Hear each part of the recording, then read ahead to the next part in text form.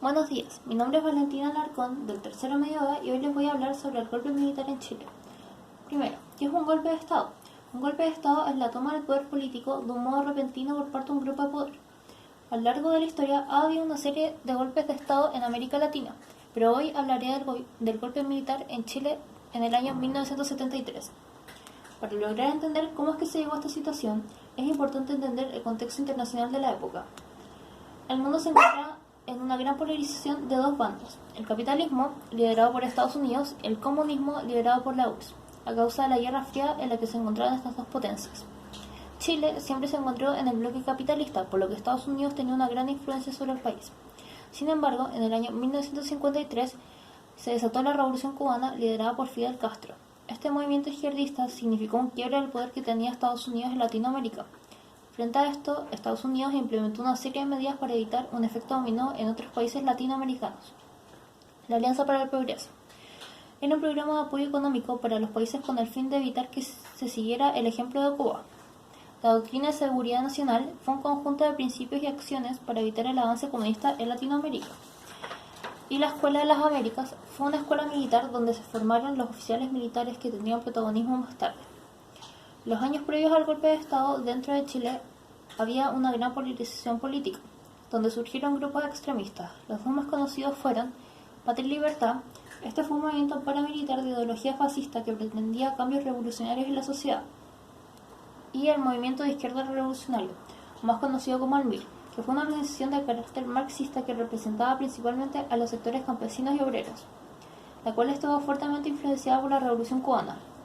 Era común ver enfrentamientos entre estos dos grupos. Si bien el contexto internacional tuvo un papel clave en la ejecución del golpe de Estado, hubo una serie de causas internas que fueron rebalsando el vaso. Las elecciones presidenciales de 1970. Los tres candidatos a presidentes tuvieron unos resultados bastante estrechos, pero Salvador Allende tuvo la mayoría de los votos con un 36,6%. Si bien la Constitución establecía que de no existir una mayoría absoluta, el Congreso tenía la facultad de escoger entre los dos candidatos con mayores votos. Era tradición que se limitase a escoger en la primera mayoría. Pero dada la polarización política y los alcances que implicaba la asunción del primer mandatario marxista escogido en vía democrática, la historia del mundo hizo que se generara una disputa. Surgieron propuestas desde distintos sectores políticos y finalmente el Partido Demócrata Cristiano decidió negociar una enmienda constitucional.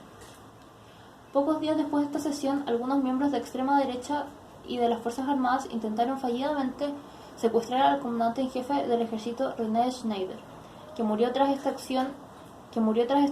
Este hecho solo sirvió para afianzar la idea del curso institucional, ratificando el triunfo de Allende en 1970. El gobierno de Allende. El primer año de gobierno de Allende se caracterizó por los positivos resultados de la economía y las grandes reformas estructurales. Los salarios aumentaron un 35 y 50% en los sectores públicos y privados respectivamente, la inflación disminuyó 13 puntos y la cesantía bajó un porcentaje histórico de 4,2%. Un gran número de empresas pasaron a pertenecer al Estado, el 90% de los bancos de la época fueron adquiridos por el Estado a través de la compra de acciones, se profundizó la reforma agraria, se nacionalizó el cobre, y existieron una serie de ayudas sociales como el medio litro de leche diaria para los niños y niñas y la reforma educacional. Pese a los índices positivos de la economía, el gobierno de Lupe tenía presiones por parte de extrema izquierda y derecha. Para protestar por los primeros índices de desabastecimiento, en diciembre se generó la primera de las marchas de las cacerolas, donde mujeres de clase alta y media salían con ollas a las calles para protestar en torno a estas manifestaciones. Se generaron enfrentamientos entre jóvenes de Patria y Libertad y grupos de choque de izquierda. Se podía apreciar que la capacidad de diálogo y entendimiento entre ambos sectores políticos se fue debilitando con el tiempo, cosa que se vio reflejada en el año 1972 con el aumento significativo de la inflación. Pasó de un 22,1% a 260,5% en relación con 1971, dado por la expansión del gasto público, la baja del valor del cobre, el agotamiento de las reservas nacionales, entre otros. Estados Unidos cortó los flujos de dinero, por lo que Allende comenzó a recibir créditos por países de Europa Oriental y la Unión Soviética, lo cual no había ocurrido con ningún gobierno chileno anterior. La situación económica generó desabastecimiento dentro del país, lo que condujo a la aparición del mercado negro. En octubre de 1972 se generó un paro de camioneros que comenzó como una manera de detener la creación de una entidad estatal de transporte para para la región de Aysén, pero no mucho tiempo después se convirtió en una movilización política general de la oposición.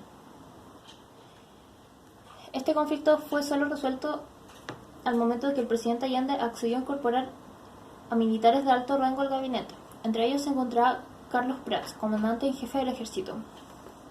El golpe de Estado de 1973. Hacia el año 1973, el país se encontraba en una situación crítica a nivel social, provocada por la inflación, desabastecimientos y la discursividad agresiva. Habían sucedido intentos serios de derrocar al gobierno. Tales episodios se habían solucionado a través de medios institucionales.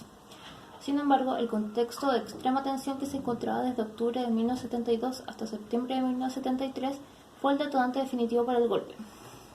Los preparativos fueron iniciados por la Armada, apoyados por la Fuerza Aérea y Carabineros. En tanto, Augusto Pinochet ratificó su decisión el 9 de septiembre y llegaron al acuerdo de que el atentado sería el 11 de septiembre de 1973. A primera hora de ese día, Valparaíso fue tomado por la Armada, mientras que en Santiago se encontraba la Fuerza Aérea y Carabineros. Allende se dirigió a La Moneda para tomar las decisiones pertinentes debido a la delicada situación y se le informa que debe renunciar y que se le darían facilidades a él y a su familia para salir del país, a lo que él se negó y en una locución a través de la radio le pidió a los ciudadanos mantener la tranquilidad. Cerca del mediodía comenzó el bombardeo a La Moneda, al que el presidente y un grupo de sus partidarios resistieron en una primera instancia, hasta que él en uno de los salones se quitó la vida. Acabada la resistencia en La Moneda, se detuvieron a las personas dentro de ella y se retiró el cuerpo de Allende. Una vez instalado el poder, la Junta de Gobierno constituida por militares justificó su decisión aludiendo a la supuesta ilegitimidad del gobierno, lo que habría llevado a las Fuerzas Armadas a intervenir para deponer el gobierno y restablecer la normalidad económica y social del país. La Junta Militar adoptó una serie de medidas para evitar cualquier tipo de reacción frente al derrocamiento de Allende. Se declaró toque de queda desde las 3 de la tarde, comenzaron las detenciones de numerosas personas sospechosas de extremismo o partidarias del UP, las cuales muchas de ellas fueron ejecutadas cruelmente. Todas las actividades políticas fueron suspendidas, como también el derecho a reunión de cualquier tipo. Las sesiones del Congreso fueron clausuradas y se declararon vacantes los cargos parlamentarios. Lo mismo ocurrió con el Tribunal Constitucional. Los partidos fueron suspendidos o proscritos y se inició la persecución de sus militantes, simpatizantes, etc. La mayoría de los medios de comunicación fueron clausurados o censurados. Existieron allanamientos masivos en poblaciones, centros de trabajo y universidades. Muchos de los estudiantes, académicos y funcionarios fueron detenidos y dirigidos a centros de detención masiva, como fue el caso del cantautor Víctor Jara, que fue posteriormente asesinado. Desde ese momento se instó a la población a denunciar a quienes consideraron extremistas. Todas estas acciones llevaron a un gran número de detenidos que fueron llevados a los numerosos centros de detención como lo fue el Estadio Nacional. De esta forma, el golpe militar puso fin a más de 40 años de institucionalidad democrática y marcó el comienzo de probablemente los 17 años más oscuros para la historia de Chile. Creo que Salvador Allende cometió errores dentro de su gobierno, pero también pienso que ha sido de los pocos gobernantes en la historia del país que se ha preocupado tanto por el pueblo y por sus condiciones de vida. Creo que bajo otro panorama donde si se lo hubiera dejado gobernar libremente hubiera sido un gran presidente. Hasta el día de hoy, dentro de la sociedad chilena, sigue prevaleciendo un negacionismo que a mi parecer es inaceptable, en cuanto a lo justificable que fue el golpe de Estado. Esta vulneración a la democracia llevó a una de las dictaduras más terribles que ha habido a nivel mundial, donde muchos de sus participantes siguen impunes hasta el día de hoy. Si bien la situación económica y social de 1972 era crítica, nada justifica el actual militar de los siguientes 17 años, donde cientos de chilenos y chilenas fueron desaparecidos, torturados y maltratados. Pese a que la dictadura instaurada ya terminó hace 30 años, sigue estando presente en la vida diaria, política y social.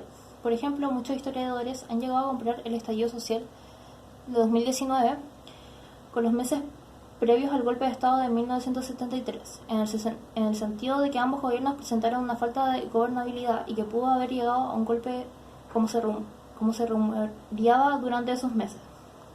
También una conexión que se puede hacer es el abuso de poder que tuvo Carabineros, militares y PDI con la gente del pasado 18 de octubre, con heridas oculares, golpizas y detenciones injustificadas, etc. como también la tuvieron al momento del golpe. Y por último, si bien la Constitución de 1980 no fue creada hasta 7 años más tarde del golpe de Estado, sin este hecho Pinochet nunca podría haber instaurado esta nueva Constitución por la que actualmente tanto se está luchando para cambiarla y que se decidirá en el plebiscito del próximo 25 de octubre. Y por último, aquí tengo esta infografía que resume de forma muy concisa el golpe de Estado. Por una parte, se nos contextualiza en la crisis política y social que existía en el gobierno de Allende y que esto detonó el golpe de Estado. Luego se nos indica sus participantes principales, que fue Salvador Allende, el Partido Político de la Unidad Popular, Richard Nixon y Henry Kissinger, y las Fuerzas Armadas de Chile. Richard Nixon, creo que solo lo mencioné solo una vez en el video, pero era el presidente de Estados Unidos en la época, y Henry Kissinger fue el ex secretario de Estado de los Estados Unidos cuando sucedió el golpe. Abajo se nos menciona que las Fuerzas Armadas dirigidas por Augusto Pinochet protagonizaron el golpe militar, que fue conocido como el quiebre democrático en Chile, y también podemos ver la influencia que tuvieron estos dos personajes estadounidenses dentro del suceso que pasó en Chile. Y finalmente se nos explica que el control militar que fue presentado a la ciudadanía como un orden temporal terminó por quedarse con la dirección del país por 17 años.